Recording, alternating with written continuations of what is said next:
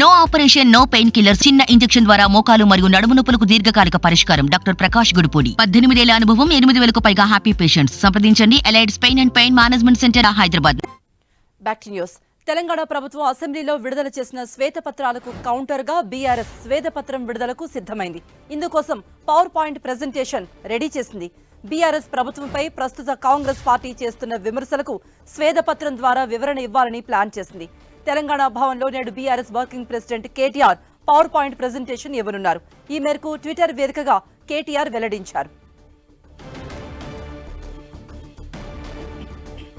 పగలు రాత్రి తేడా లేకుండా చెమటోడ్చి తెలంగాణ నిర్మించామని కేటీఆర్ ట్వీట్ చేశారు. తెలంగాణ ప్రతిష్టను దెబ్బతీస్తే సహించేది లేదని చెప్పారు.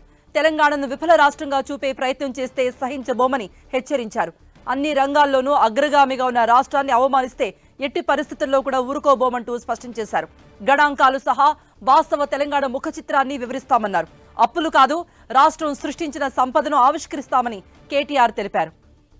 బీఆర్ఎస్ పాలనలో తెలంగాణ రాష్ట్రం అన్ని రంగాలలోనూ అగ్రగామిగా నిలిచిందని కేటీఆర్ ఇవాళ పవర్ పాయింట్ ప్రెజెంటేషన్ ద్వారా చెప్పబోతున్నారు. పల్లె ప్రగతి నుండి టీఎస్ ఐపాస్ వరకు అనేక అభివృద్ధి సంక్షేమ ఫలాలు అందించినట్టుగా వివరించనున్నారు. తాము అమలు చేసిన అభివృద్ధి పథకాలతో పల్లెలు పట్టణాల రూపురేఖలే మారిపోయాయని, అనేక సంక్షేమ పథకాలతో పుట్టిన బిడ్డ నుండి వృద్ధుల వరకు ఎంతో ప్రయోజనం కలిగినట్టుగా పీపీటీలో చెప్పనున్నారు. దీనిపై మరిన్ని అప్డేట్స్ ఇవ్వడానికి మా ప్రతినిధి శ్రీకాంత్ సిద్ధంగా ఉన్నారు. శ్రీకాంత్, ఏ సమయానికి పవర్ పాయింట్ ప్రెజెంటేషన్ ఇవ్వబోతున్నారు కేటీఆర్? ఈరోజు మధ్యాహ్నం తర్వాత కేటీఆర్ తెలంగాణలో అంటే బీఆర్ఎస్ ప్రభుత్వ హయాంలో జరిగిన అభివృద్ధిపై పవర్ పాయింట్ ప్రజెంటేషన్ ఇవ్వబోతున్నారు. గత అంటే 9.5 ఏళ్లుగా బీఆర్ఎస్ సర్కార్ రాష్ట్రంలో చేపట్టిన అభివృద్ధి, పాలన విషయంలో తెచ్చిన సంస్కరణలతో రాష్ట్రంలో సాధించిన పురోగతిని ఈ పవర్ పాయింట్ ప్రజెంటేషన్ ద్వారా కేటీఆర్ వివరించనున్నారు.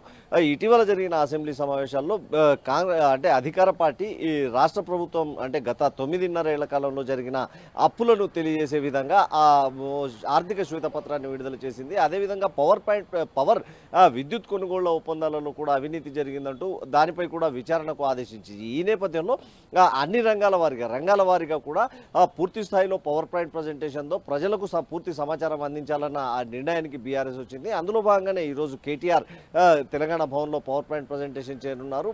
అంటే తెలంగాణ రాకముందు అంటే 2014 ముందు 2014 తర్వాత దాదాపు 10 ఏళ్లలో బీఆర్ఎస్ సర్కార్ హయాంలో చోటు చేసుకున్న అభివృద్ధిని సంక్షేమాన్ని పూర్తి స్థాయిలో ప్రజలకు వివరించేందుకు బీఆర్ఎస్ రెడీ అయిందని చెప్పుకోవచ్చు. ప్రధానంగా ఆర్థిక విద్యుత్ రంగాలపై కాంగ్రెస్ దృష్టి సారించడంతో తాము అప్పులు చేసినప్పటికీ రాష్ట్రంలో అభివృద్ధి ఏ స్థాయిలో పెరిగిందని, సంపద ఏ స్థాయిలో సృష్టించామని గుర్తించాలన్న అభిప్రాయాన్ని కేటీఆర్ వ్యక్తం చేయడం జరిగింది. సాగునీటి విషయంలో తాము చేపట్టిన ముందు జాగ్రత్త చర్యలతో వ్యవసాయ రంగం అటు సాగునీటి రంగం కూడా పూర్తి స్థాయిలో రూపురేఖలు మారిందని, దేశంలోనే అగ్రగామిగా ధాన్యం పండించే స్థితికి తెలంగాణ చేరుకుందన్న అభిప్రాయాన్ని బీఆర్ఎస్ వ్యక్తం చేస్తూ ఉంది. ఇదే విధంగా గ్రామాల్లో కూడా జరిగిన అభివృద్ధిని, ప్రతి గ్రామ పంచాయతీ నుంచి రాష్ట్ర స్థాయి వరకు మున్సిపల్ పట్టణాల్లో కూడా జరిగిన అభివృద్ధిని ఈ ప్రగతి నివేదన పేరుతో కొన్ని రోజుల క్రితం బీఆర్ఎస్ విడుదల చేసింది. అదే అంశాలతో పాటు మరికొన్ని అంశాలను కూడా జోడించి ఈరోజు పవర్ పాయింట్ ప్రజెంటేషన్ ద్వారా రాష్ట్రంలో 9.5 ఏళ్లుగా బీఆర్ఎస్ ప్రభుత్వం చెమటొడిచి చేసిన అభివృద్ధిని కేటీఆర్ వివరించనున్నారు. కృప, ఓకే, విద్యుత్ బకాయిలపైనే ప్రధానంగా ప్రభుత్వం దృష్టి సారించింది. దీనిపై కూడా పవర్ పాయింట్ ప్రెజెంటేషన్ లో కూలంకషంగా కేటీఆర్ వివరించబోతున్నారా శ్రీకాంత్? ఖచ్చితంగా అంటే విద్యుత్ అంశానికి సంబంధించి ఇటీవల జరిగిన అసెంబ్లీ సమావేశాల్లో కాంగ్రెస్ పార్టీ ప్రభుత్వం 2 అంశాలను ప్రధానంగా తెరపైకి తెచ్చింది. ఒకటి ఆర్థిక రంగం, రెండోది విద్యుత్ రంగం.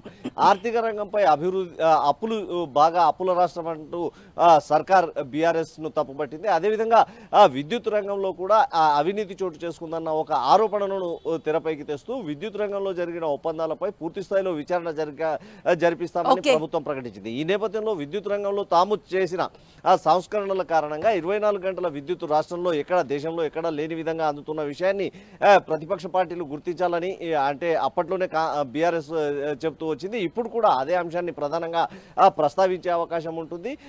విద్యుత్ ఒప్పందాల్లో ఎలాంటి అవకతవకలు లేవు, తాము పారదర్శకంగానే ఇదంతా చేశామని చెప్తుంది. అదేవిధంగా సిద్దిపేట, గజ్వేల్ నియోజకవర్గాల్లో పెండింగ్ విద్యుత్ బిల్లుల వసూళ్లలో పెండింగ్ అంశాలను ముఖ్యమంత్రి రేవంత్ రెడ్డి ప్రధానంగా ప్రస్తావించడంతో దాడిపై కూడా ఒక స్పష్టత ఇచ్చే అవకాశం ఉంటుంది కృప. ఓకే శ్రీకాంత్.